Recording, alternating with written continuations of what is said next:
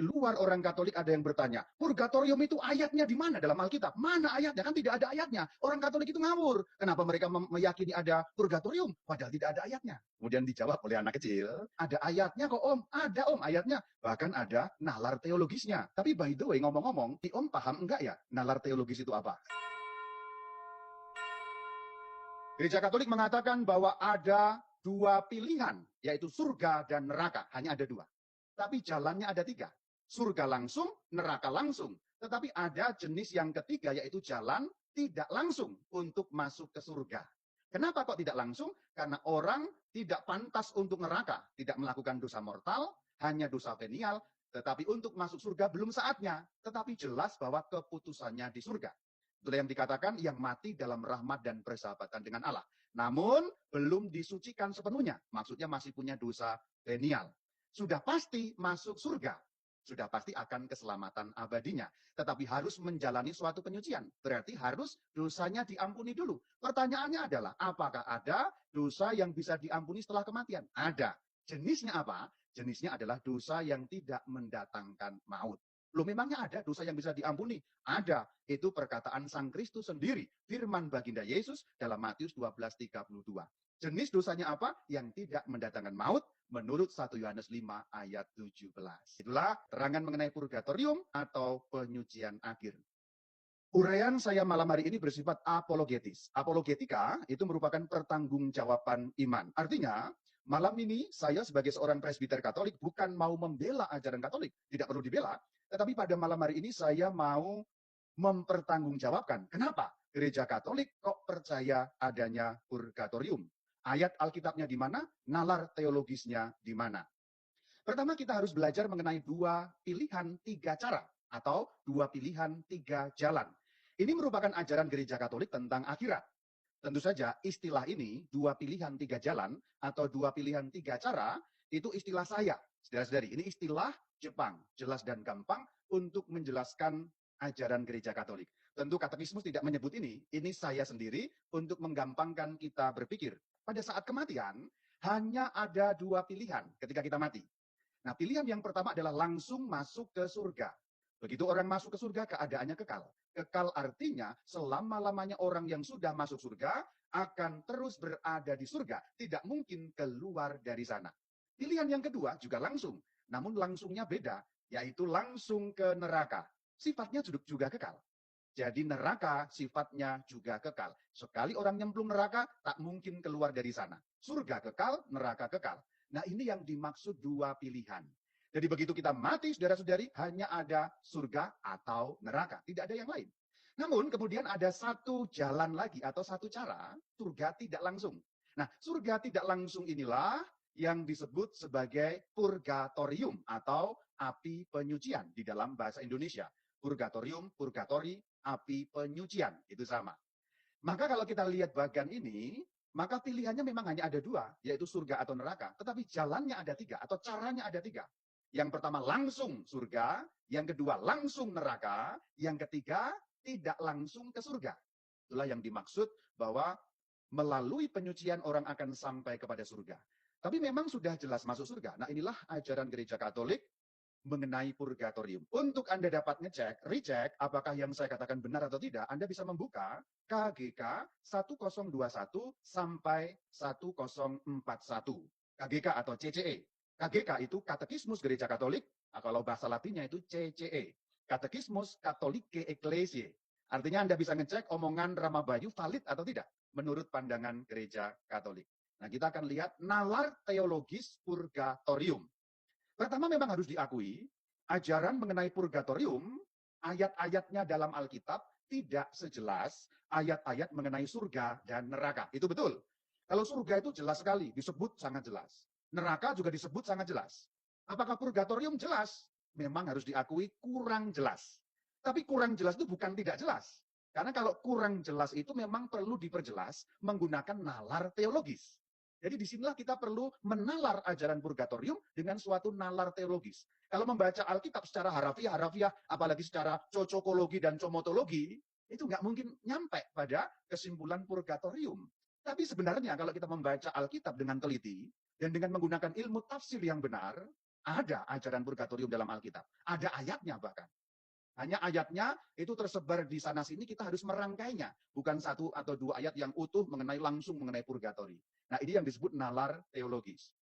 Pertama harus saya katakan, ada dua istilah yang dipakai oleh gereja Katolik terkait dengan hal ini.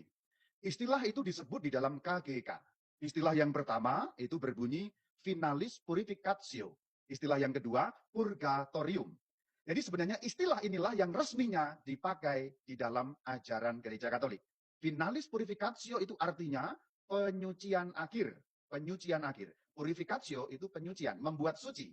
Final itu terakhir atau akhir. Berarti finalis purificatio kalau diterjemahkan penyucian terakhir atau penyucian akhir. Purgatorium itu pemurnian, secara harafiah artinya begitu. Maka ini menunjuk hal yang sama. Memang istilah yang terkenal purgatorium. Kalau di Indonesia ada istilah lain, api penyucian. Loh, kok jadi ada kata api? Apinya dari mana itu? Apakah berarti salah istilah Indonesia? Ya tidak juga, tidak salah. Karena istilah api justru muncul dalam Alkitab, ada landasannya. Meskipun tidak dipakai sebagai istilah resmi. Tapi di dalam terjemahan bahasa Indonesia itu dipakai. 1 Korintus 3 ayat 15. Jika pekerjaannya terbakar, ia akan menderita kerugian. Tetapi ia sendiri akan diselamatkan, tetapi seperti dari dalam api. Jadi dari dalam api tetapi diselamatkan. Berarti ini bukan api neraka. Karena api neraka pasti bukan keselamatan. Yang kedua, ayatnya dalam 1 Petrus 1 ayat 7.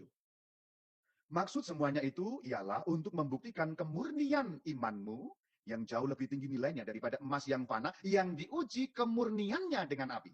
Jadi diuji kemurniannya dengan api, dimurnikan dengan api.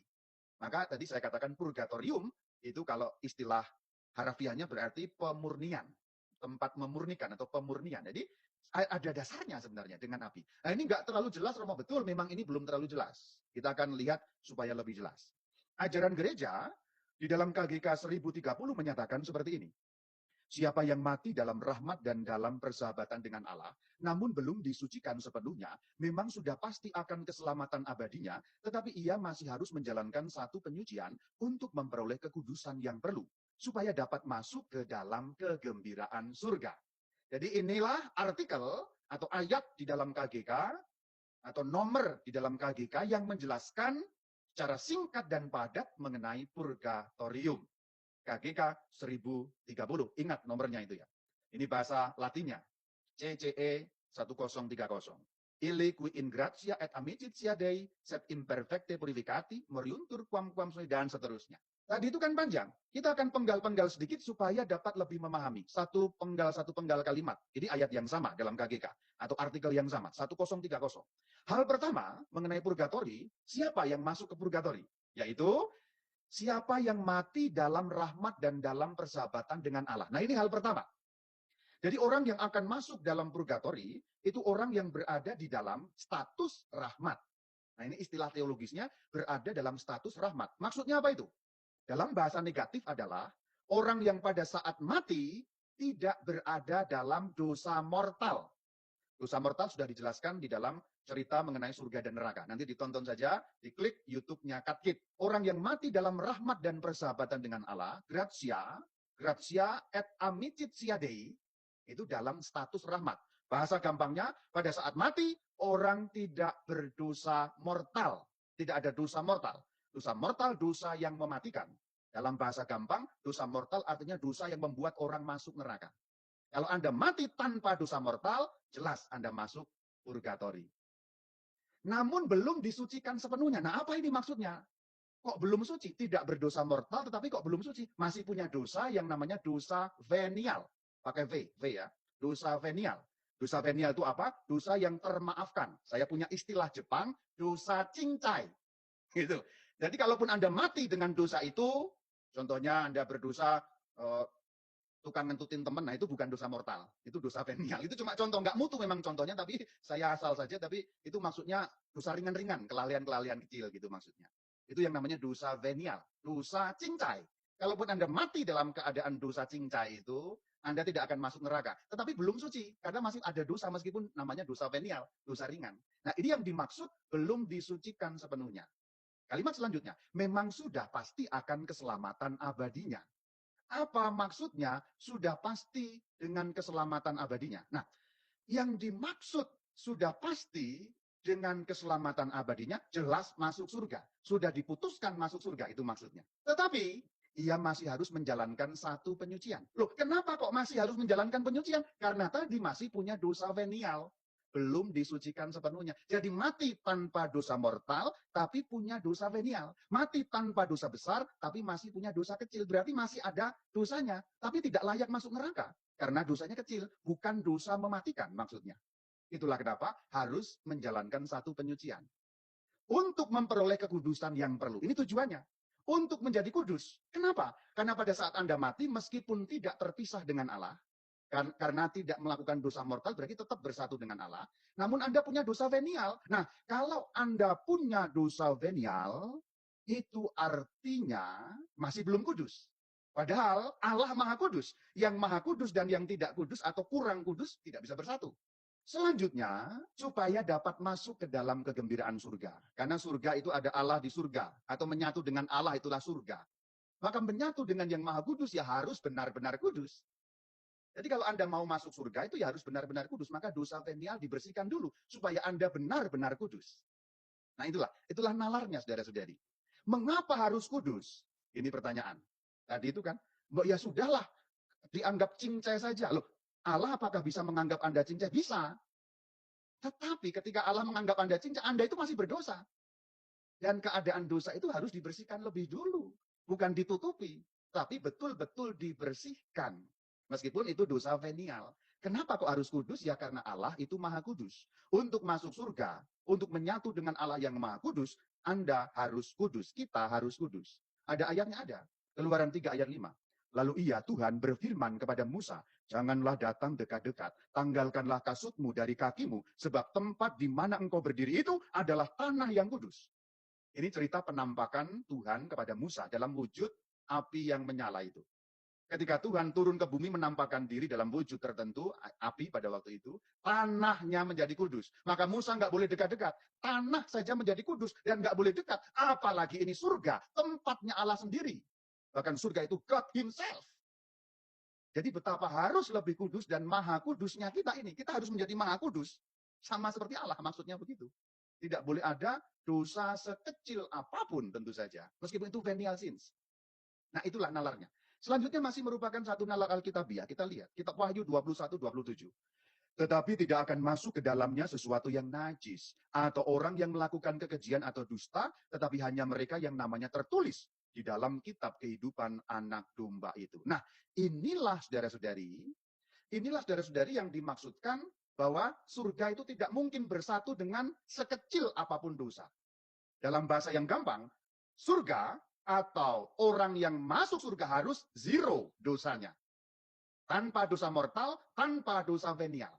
Ketika Anda mati tanpa dosa mortal, putusannya masuk surga. Tapi masih punya dosa venial. Hapus dulu di purgatori sehingga dapat masuk. Namun kalau di dunia ini Anda terlanjur melakukan dosa mortal, supaya hilang bagaimana? Pengakuan dosa atau sakramen tobat. Itulah cara yang dipakai Tuhan supaya Anda dapat memperoleh kembali kehidupan. Jadi kalau di dunia ini Anda melakukan dosa mortal itu bukan titik akhir. Sebelum Anda mati itu belum titik akhir. Kecuali habis berdosa mortal Anda mati, selesai. Kalau habis berdosa mortal Anda menyesal, sakramen tobat, hidup lagi Anda itu. Bukan dalam status neraka, tapi dalam status surga. Pertanyaan selanjutnya adalah, kok gereja Katolik mengajarkan bahwa setelah kematian masih ada pengampunan? Mana mungkin, mana mungkin, mana mungkin. Setelah mati tidak mungkin diampuni. Setelah mati tidak mungkin diampuni. Pengampunan hanya di dunia ini. Katanya pengampunan itu hanya berlaku untuk di dunia ini. Setelah kita mati tidak berlaku. Itu betul, tetapi untuk dosa mortal. Itu betul, tetapi untuk dosa mortal. Karena dosa mortal membuat Anda terpisah dari Allah. Dosa mortal membuat Anda mati kekal. Jadi, pengampunan hanya di dunia ini itu betul sejauh menyangkut dosa mortal. Tetapi untuk dosa venial, apakah bisa diampuni? Bisa. Pertanyaannya adalah, adakah dosa yang bisa diampuni sesudah kematian? Ayo di chat itu dijawab. Ada nggak dosa yang bisa diampuni setelah kematian? Karena kepercayaan banyak orang kan nggak bisa. Hanya sebelum mati itu ada pengampunan. Tapi ternyata Alkitab mengatakan ada. Jadi Alkitab itu mengatakan ada. Itu bukan ajaran Katolik dalam arti ngarangnya Katolik, tidak. Tetapi itulah ajaran Alkitab. Contoh 2 Makabe 12:45. Karena itu ia, Yudas Makabe, menyuruh mengadakan kurban pengampunan dosa supaya orang-orang yang sudah mati itu dilepaskan dari dosa mereka. 2 Makabe 12:45. Berarti ada iman bahwa orang yang hidup berdoa dengan doa kurban pengampunan dosa supaya yang sudah mati diampuni dosanya. Berarti ada pengampunan setelah kematian. Berarti ada. Alkitab mengatakan, itu kan Makabe, Alkitabnya orang Katolik sendiri, Deuterokanonika. Oke, kalau ini tidak dianggap bahwa karena ini Deuterokanonika, oke. Yang selanjutnya adalah perkataan baginda Yesus sendiri. Matius 12 ayat 32. Oke, kalau yang Makabe tadi dianggap lemah, itu kan perjanjian lama. Sudahlah, oke lah. Oke lah. Sekarang Matius 12 ayat 32. Ini pernyataan Sang Kristus, junjungan kita, baginda kita. Yesus berkata, apabila seorang mengucapkan sesuatu menentang anak manusia, ia akan diampuni. Tetapi jika ia menentang Roh Kudus, ia tidak akan diampuni. Di dunia ini tidak, dan di dunia yang akan datang pun tidak. Perhatikan, di dunia ini pun tidak. Artinya berarti di dunia sekarang ini tidak diampuni. Dunia ini itu sekarang. Di dunia yang akan datang berarti akhirat setelah kematian. Berarti menurut Matius 12:32, Sang Kristus secara langsung mengajarkan bahwa ada pengampunan yang berlaku untuk dunia ini, ada pengampunan yang juga berlaku untuk dunia yang akan datang, yaitu akhirat setelah kematian. Berarti Sang Kristus jelas mengatakan bahwa setelah kematian ada dosa yang dapat diampuni. Pertanyaan selanjutnya adalah jenis dosa yang mana? Nah itu. Kan ini baru, sekarang kan jawabannya baru ada dosa yang dapat diampuni. Apakah semua dosa? Tidak. Gereja Katolik mengatakan hanya venial sins tadi itu, atau dosa venial tadi. Pertanyaan selanjutnya adalah, jenis dosa yang mana? Atau dosa jenis apakah yang bisa diampuni setelah kematian? Ini kan nalar teologisnya. Saya ulang dari depan tadi itu ya. Orang berdosa. Setelah kematian, apakah masih bisa diampuni dosanya? Atau pertanyaannya lebih fokus, adakah dosa yang dapat diampuni setelah kematian? Ada jawabannya. Ayatnya 2 Makabe 12 ayat 45. Kalau itu dianggap kurang kuat, Matius 12:32. Sang Kristus sendiri katakan. Ada pengampunan untuk yang akan datang. Pertanyaan selanjutnya, dosa yang mana? Atau jenis manakah dari dosa yang dapat diampuni setelah kematian? Jawabannya adalah dosa yang tidak mendatangkan maut. Mendatangkan maut itu di dalam istilah gereja Katolik disebut dosa mortal. Itulah kenapa disebut mortal. Mortal karena dari kata mors. Bahasa Latin mors itu artinya mati. Jadi dosa mortal, dosa yang membuat mors, dosa yang mendatangkan maut. Bahasa gampangnya, dosa yang membuat Anda langsung neraka. Itu karangan gereja Katolik ya Romo ya. Dosa mortal, dosa venial, tidak. Ada ayatnya saudara. Jadi ketika gereja Katolik menyatakan itu ada ayatnya. Maka kalau ada yang bertanya, ayatnya tentang dosa venial itu di mana Romo? Itu jangan-jangan gereja Katolik ngarang. Istilahnya memang dibuat. Istilahnya dibuat, tapi ayat landasannya ada. Kan memang teologi itu harus membuat istilah ketika tidak ada istilahnya. Tadi gereja Katolik membuat istilah mortal sin. Itu sudah jelas. Dosa yang mendatangkan maut. Kalau venial sins, atau dosa venial, dari kata venia, cincai tadi dimaafkan, atau bahasa negatifnya, dosa tidak mendatangkan maut, ayatnya di 1 Yohanes 5, ayat 17. Jadi ini tidak ngarang gereja Katolik, tetapi gereja Katolik memiliki landasan yang sangat kuat. Semua kejahatan adalah dosa. Tetapi ada dosa yang tidak mendatangkan maut. Tuh lihat.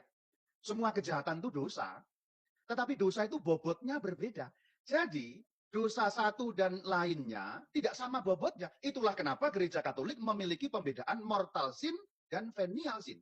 Dosa mortal dan dosa venial. Dosa yang mematikan dan dosa yang termaafkan. Dosa cincai. Dosa yang membuat mati artinya masuk neraka, dan dosa yang tidak membuat mati, tidak membuat Anda masuk neraka. Ini ayatnya 1 Yohanes 5 ayat 17. Semua kejahatan adalah dosa, tetapi ada dosa yang tidak mendatangkan maut. Kalau diartikan dalam bahasa Jepang, semua tindakan jahat itu disebut dosa. Apapun itu yang jahat itu disebut dosa. Anda meludahi teman itu kan jahat itu. Itu juga dosa.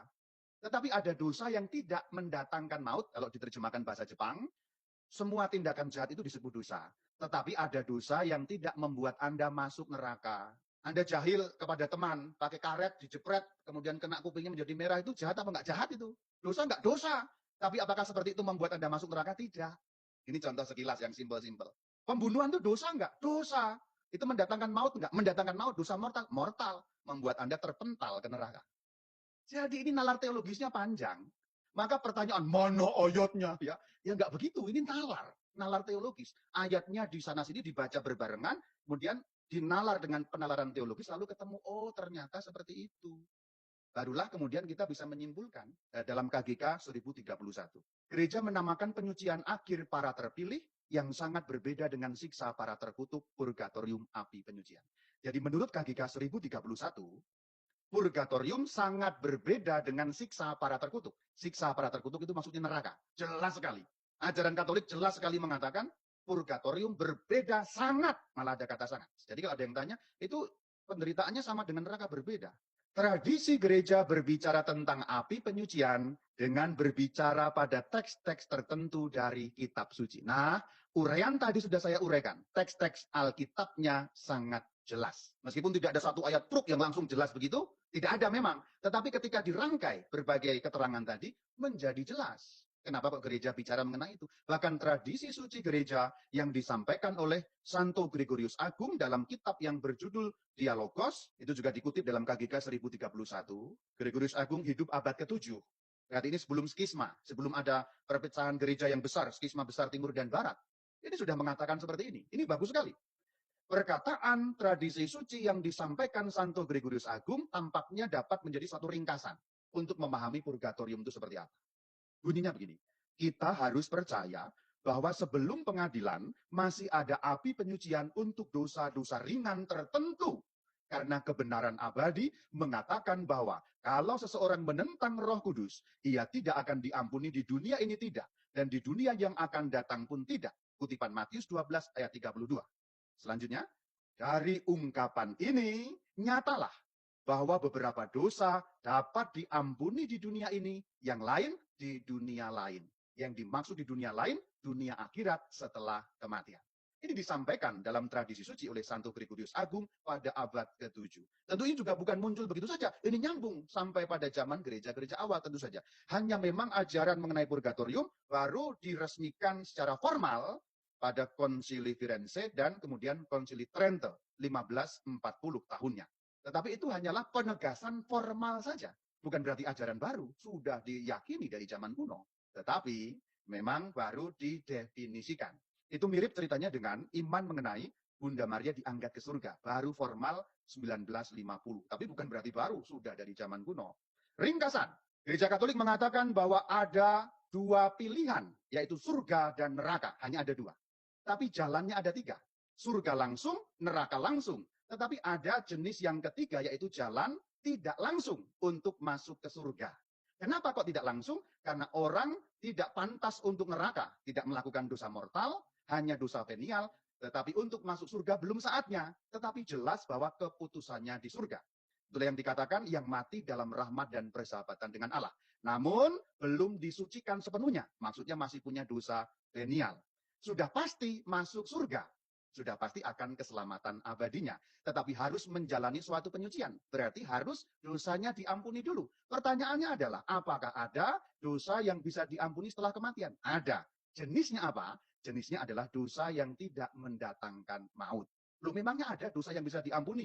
Ada. Itu perkataan Sang Kristus sendiri. Firman baginda Yesus dalam Matius 12:32. Jenis dosanya apa? Yang tidak mendatangkan maut menurut 1 Yohanes 5 ayat 17. Itulah keterangan mengenai purgatorium atau penyucian akhir. Nalar teologisnya semoga jelas bagi kita. Shalom Aleichem.